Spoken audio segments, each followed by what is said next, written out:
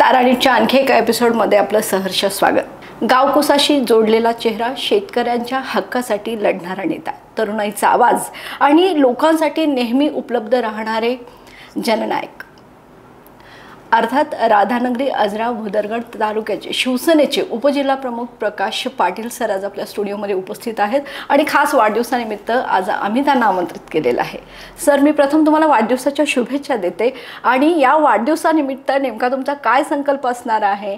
येणाऱ्या जिल्हा परिषदेच्या ज्या निवडणुका आहेत त्या आता तुमच्या वाढदिवसाच्या निमित्त नेमका काय संकल्प तुम्ही ठेवलेला आहे? वाढदिवस म्हणजे आपल्या जीवनातलं एक वर्ष कमी होणारा दिवस आणि मग ह्या वाढदिवसाच्या निमित्तानं वाढदिवस साजरा करणं, कार्यकर्त्यांच्या शुभेच्छा स्वीकारणं ह्यापेक्षाही की वेगळ्या पद्धतीचा आणि आगळावेगळा कार्यक्रम म्हणून मी पाहतोय। आणि मग ह्या दिवशी आपण आपल्या मित्रपरिवार, कौटुंबिक, वैवाहिक जीवनातले सर्व मित्र ह्या सगळ्यांच्या सोबत गप्पा मारणे आणि नवीन काहीतरी संकल्प करणे म्हणजे वाढदिवस असं म्हटलं जाते। माझे प्रामाणिकपणानं वाढदिवस साजरा करत असताना मी गेल्याही वेळी 10,000 शिवबंधन बांधण्याचा निर्धार केला आणि तो यशस्वी केला। राधानगरी विधानसभा मतदारसंघामध्ये पक्षाची धुरा आणि पक्षाची जबाबदारी सांभाळत असताना शिवसेना हा पक्ष वाढेल, शिवसेना पक्ष कसा वाढला पाहिजे, आदरणीय पक्षप्रमुख उद्धवजी ठाकरेंचे विचार हे घरोघरी पोहोचवून, सामान्य माणसांच्यापर्यंत पोहोचवून संघटन बळकट कसं करता येईल, आगामी जिल्हा परिषदेच्या निवडणुकीमध्ये कोणत्याही परिस्थितीत आपल्या कार्यकर्त्यांना संधी कशी देता येईल, कार्यकर्त्यांना त्यामध्ये स्थान देऊन शिवसेना कशी बळकट करता येईल, ह्या बाबतीतलं धोरण ह्या वाढदिवसाच्या निमित्तानं मी आखलेलं आहे। भविष्यामध्ये महाविकास आघाडीच्या माध्यमातून ज्या ज्या गोष्टी पक्ष आपल्याकडे देईल, ज्या जे आदेश पक्ष आपल्याला देईल ते सगळे आदेश पाळून भविष्यकाळामध्ये शिवसेना पक्षाचं संघटन वाढवणं हा संकल्प नव्यानं ह्या ठिकाणी वाढदिवसाच्या निमित्तानं मी आयोजित करणार आहे। मी त्या ठिकाणी मतदारसंघामध्ये कार्यक्रम आयोजित करणार आहे आणि भविष्यकाळात निश्चित राधानगरी विधानसभा मतदारसंघामध्ये शिवसेना उद्धव बाळासाहेब ठाकरे हा पक्ष मजबूत असेल अशा पद्धतीची ह्या वाढदिवसाच्या निमित्तानं मी संकल्पना करतो आणि इच्छा व्यक्त करतो। सर, विधानसभा निवडणुकीनंतर उद्धव बाळासाहेब ठाकरे गटाची कुठंतरी पडझड झालेली आपल्याला पाहायला मिळाली आणि एकनिष्ठ नेते म्हणून तुम्ही तिथं काम केलेलं आहे, तर मग आता पुन्हा त्या कार्यकर्त्यांमध्ये जो विश्वास आहे तो वाढीस लागावा म्हणून नेमका तुमचा कसा प्रयत्न असणार आहे? मुळामध्ये शिवसेना उद्धव बाळासाहेब ठाकरे पक्ष असेल आणि महाविकास आघाडी हा पक्ष असेल, ह्या सगळ्या महाविकास आघाडीला विधानसभेच्या निवडणुकीमध्ये जरी अपयश आलं असलं तरी अपयश हे का आलं आणि कशामुळं आलं हे संबंध महाराष्ट्रातल्या तमाम मराठी माणसाला माहिती आहे आणि त्यामुळं आम्हाला असं वाटत नाही की अपयश हे आमच्या कधी रक्तात नाही। यश जरी शिवसेना पक्षामध्ये जरी आलं तरी कधी ते आम्ही त्या यशाकडे हुरळून गेलो नाही।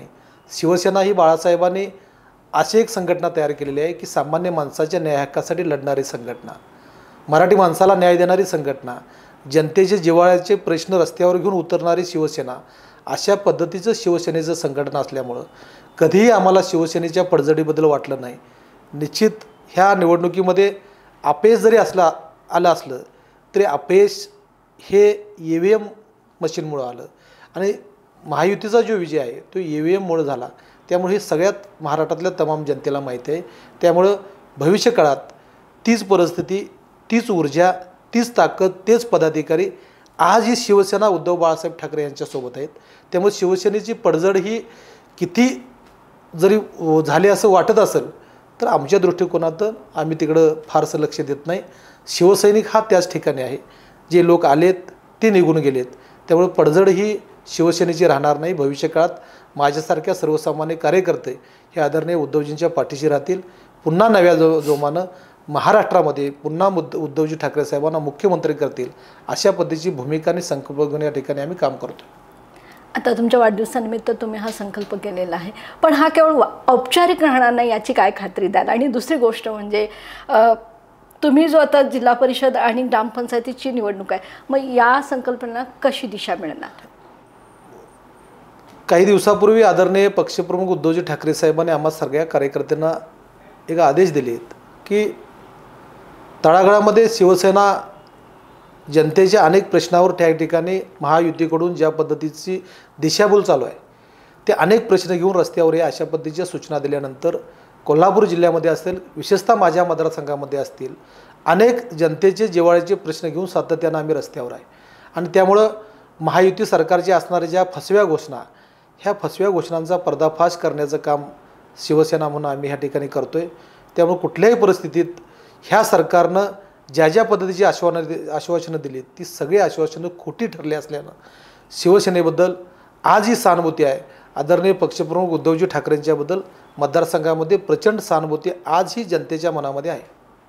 तुमच्या मतदारसंघामध्ये सध्या स्थितीला शिवसेनेची कशी परिस्थिती आहे? कार्यकर्ते अजूनही त्याच गटामध्ये आहेत का? कशा पद्धतीनं फोडाफोडीचं राजकारण झालं आहे हे तुम्ही स्वतःहून बघितलं असेल. काय नेमकी कंडिशन आता शिवसेना उद्धव बाळासाहेब ठाकरे गटाची त्या मतदारसंघामध्ये आहे? शिवसेनेची त्या मतदारसंघातली परिस्थिती, शिवसैनिक हे आजही त्याच ठिकाणी आहेत. जे लोक बाहेरून आलेत ते पक्षातून निघून गेलेत. पक्षामधले कुठलेही कार्यकर्ते ह्या ठिकाणी शिवसेना सोडून गेलेले नाहीत.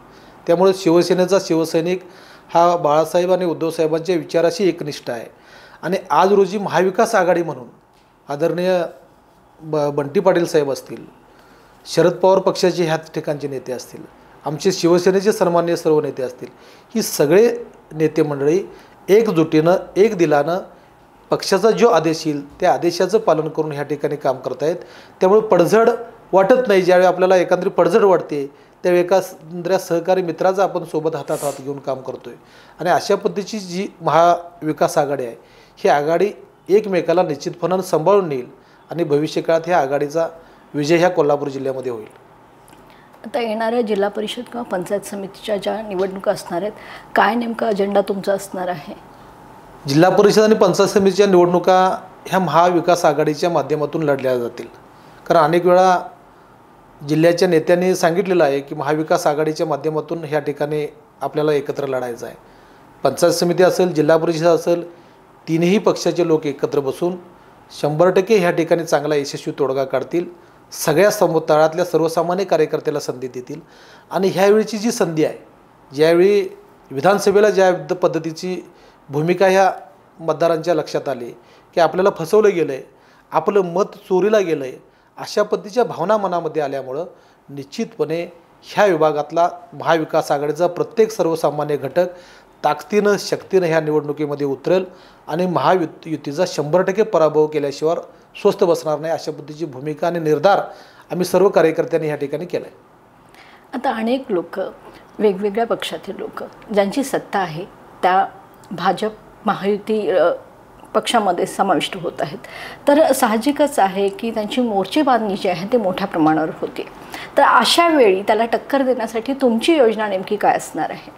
आत्ताची परिस्थिती आपण बघितली तर महायुती आणि भाजप आणि शिंदेसेना हे आपण म्हटलं आहे तसं हे सगळं पैशावर चाललं आहे. आणि पैशावर फार काय राजकारण करता येत नाही. काही प्रामाणिक माणसं ह्या ठिकाणी समाजामध्ये काम करणारे आहेत, काही वैचारिक मतदार ह्या ठिकाणी काम करणार आहेत. एक वेळा जर पैशाला माणसं झुकली असतील तर दुसऱ्या वेळी ती प्रामाणिकपणाकडे माणसं झुकतात. आणि तशी परिस्थिती कोल्हापूर जिल्ह्यामध्ये ह्या ठिकाणी तयार झाली. महायुतीमध्ये आलेल्या लोकांचा जो योग बघितला, महायुतीतल्या भाजपमध्ये आलेल्या लोकांचा योग बघितला, शिंदे गटामध्ये आलेले लोक बघितले, तर ह्या सगळ्यांच्यामध्ये एकसंघपणा राहणार नाही. ह्यांच्यामध्ये भांडणं लागतील आणि त्या ठिकाणी असणारे महाविकास आघाडीचे उमेदवार निवडून येतील, अशा पद्धतीची परिस्थिती जिल्ह्यामध्ये तयार झालेली आहे. मराठा आरक्षणासाठी तुम्ही आंदोलनात पुढे होता, सक्रिय सहभाग होता तुमचा त्या मतदारसंघामध्ये. तर त्याचा कुठंतरी या ग्रामपंचायतीच्या किंवा जिल्हा परिषदेच्या निवडणुकीसाठी तुम्हाला उपयोग होईल का? उपयोग होईल. आम्ही सगळे मराठाच आहे. यामध्ये असणारे आम्ही राजकीय जरी लोक असलो तरी बहुतांशी लोक ह्या ठिकाणी कोल्हापूर जिल्ह्यामध्ये मराठा आहेत. ह्याचा फायदा तर होईलच. पण ज्या पद्धतीचा जी.आर. देवेंद्र फडणवीस साहेबांनी काढणार, तशा पद्धतीच्या ज्या त्यांनी भूमिका घेतल्यात ह्या तिन्ही मुख्यमंत्री आणि दोन्ही उपमुख्यमंत्र्यांनी, त्याची अंमलबजावणी त्यांनी करावी. आणि अंमलबजावणी केल्यानंतर कोणत्याही परिस्थितीमध्ये ह्या ठिकाणी असणारा मराठी माणूस, जरी सरकारनं जरी ते केलं असेल तर ते मराठ्यांचं श्रेय आहे. मराठ्यांचा संघर्ष आहे आणि मराठी लोकांची एकजूट बघून त्यांनी हा निर्णय घेतलेला आहे. EVM पारदर्शकतेवर तुम्ही नेहमीच एक प्रश्न उठवत आला आहात. आजरा भदरगड राधानगरी मतदारसंघामध्ये EVM बाबत लोकांच्या मनामध्ये नेमकं काय आहे आणि तुम्ही त्या लोकांचं मत बदलू शकता का? हे आत्ताची परिस्थिती बघितली तर लोकांचं परिवर्तन व्हायला सुरू झाले. आज ही लोक ह्या ठिकाणी मांडतायत किंवा न्यायालयात दाद मागतायत की बॅलेट पेपरवर निवडणुका व्हावात. पण निवडणूक आयोगाचं धोरण सध्या तरी काही दिसत नाही. पण भविष्यकाळामध्ये ज्या पद्धतीनं विधानसभेला ह्या मताची चोरी झाली, EVMचा वापर करून अनेक ह्या ठिकाणी उमेदवार आमचे पाडले गेले, आताची परिस्थिती बघितली तर कोणत्याही परिस्थितीत मतदार जागरूक झाला आहे, मतदार सावध झाला आहे आणि हा मतदार 100% ह्या ठिकाणी महायुतीचा पराभव करेल. स्थानिक स्वराज्य संस्थांपासून विधानसभेपर्यंत शिवसेना उद्धव बाळासाहेब ठाकरे गटाला ताकदवान बनवण्यासाठी तुमची दीर्घकालीन योजना काय असणार आहे? दीर्घकालीन योजना आम्ही पहिल्यापासूनच ह्या ठिकाणी शिवसैनिक म्हणून गेले 30 वर्ष काम करतो आहे आणि 30 वर्षाच्या कालखंडामध्ये काम करत असताना कधीही आम्ही सत्तेचा विचार केला नाही. एका बाजूला मातोश्री आमचे नेते आदरणीय उद्धव ठाकरे आणि आम्ही एवढंच ऋणानुबंध आम्ही ठेवून कोणत्याही परिस्थितीमध्ये कुठल्याही घडामोडी घडल्या, कितीही सत्ताच्या उलट्या पालती झाल्या तरी कुठल्याही परिस्थितीमध्ये आमची जरा देखील किंचितशी भावना ह्या ठिकाणी ह्या उलटापालतीकडे होण्याची झालेली नाही. आदरणीय उद्धवजी ठाकरे साहेब मराठी माणसाच्या न्यायासाठी कायम सातत्यानं लढत आहेत, मराठी माणसासाठी सातत्यानं लढत आहेत. अशा एका नेतृत्वाबरोबर माझ्यासारख्या सर्वसामान्य कार्यकर्त्यांना राहणं हे मला प्राप्त वाटतं आहे.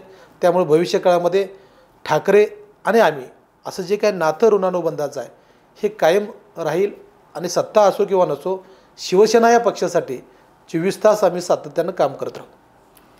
तर हे होते आजरा राधानगरी भुदरगड मतदारसंघामधील शिवसेना उपजिल्हा प्रमुख प्रकाश पाटील सर. त्यांनी अतिशय छान पद्धतीने जे काही प्रश्न विचारले त्या प्रश्नांचे अतिशय रीतसर उत्तर दिली, रोखठोकपणे ते बोललेले आहेत. अनेक गोष्टींवर त्यांनी त्या मतदारसंघामधून आवाज उठवला आहे आणि मी सरांना पुन्हा एकदा वाढदिवसाच्या शुभेच्छा देते आणि त्यांच्या संकल्पना या वाढदिवसानिमित्त पूर्ण होऊ देत अशी सदिच्छा व्यक्त करते. सरांचं मी पुन्हा एकदा आभार मानते आणि त्यांना धन्यवाद देते. धन्यवाद सर. धन्यवाद.